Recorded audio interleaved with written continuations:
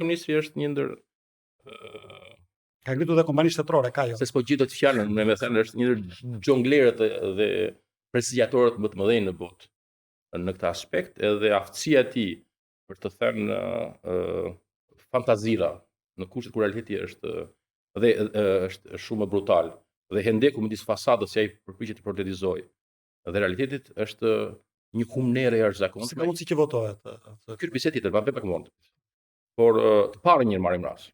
Për shembull, del me diellën që është ministri i parë që bën lajmet e botës, po ndërkohë në SPAK dita ditës shkon shefja e AKSH-s, e sistemi ton të qeverisë elektronike, e implikuar me krim të organizuar dhe me akuza shumë të rënda.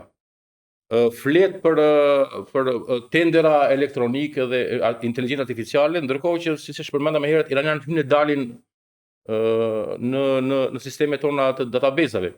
Ky nivel i hipokrizisë, thonë, edhe kontrasti, dhe bile sa më rëndë situata, aq më mëdha edhe mashtrimet. Nuk kemi asnjë përpjekje me i afru bashkë, por kemi vetëm thellim. Edhe në rastin konkret, fal NATO-s, ne nuk kemi shembur, pra NATO-ja është një ndër ato institucione që na mban në këmbë, që nuk shembemi brenda vagonit të metros, por situata është jashtëzakonisht e rëndë. Domethënë, për shembull, shikoni çfarë ndodh në krizën e zjarreve.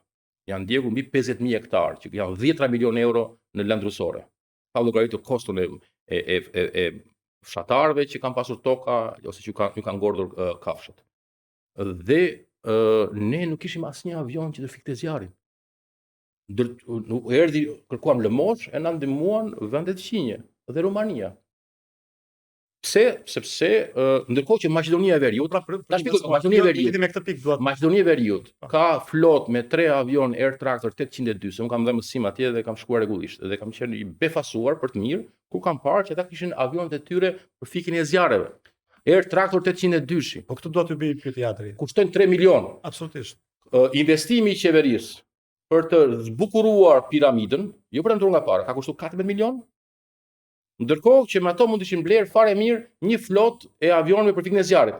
Maqedonia ka 2009-ën, Malizia ka për 2010-s. Jam dakord, por pra këto janë si ilustrim për treguar sa është dështimi i garantimit të sigurisë njerëzore. Po kemi një paradoks shumë të madh. Pra ju përmendët rastin e Kosovës, përmendën rastin e Maqedonisë së Veriut, mund të përmendim rastin e Bosnjës së Hercegovinës e tjera vende të Ballkanit Perëndimor apo Malizi, të cilat kanë simptoma të ndryshme, të cilat normalisht duhet ta pamundsonin për shkak të krizave politike, shoqërive multietnike, probleme me kufit, etj për mos u zgjatur, nuk duhet ishin kaq efektiv, domethënë në raport me shërbimet që ato ofrojnë qytetarëve të tyre. Dhe është e kundërta, është Shqipëria, një vend monoetnik që kena John Stuart Mill e dim që janë vende më të prirura për demokratizim të shpejt, një vend i cili nuk ka pasur probleme me kufimin, me shtendërtimin apo me konformimin, siç do thoshte Klausofe në ato triple challenge që ishin në fillim të viteve të tranzicionit. Dhe ne sot duhet ishim antarë i Bashkimit Evropian. Pra ne kemi gjithë këto simptoma, ndërkohë që jemi në absolutisht, edhe neve, edhe prandaj u mendoj që jemi dështimi i elitave. Është një dështim i jashtëzakonshëm i elitave.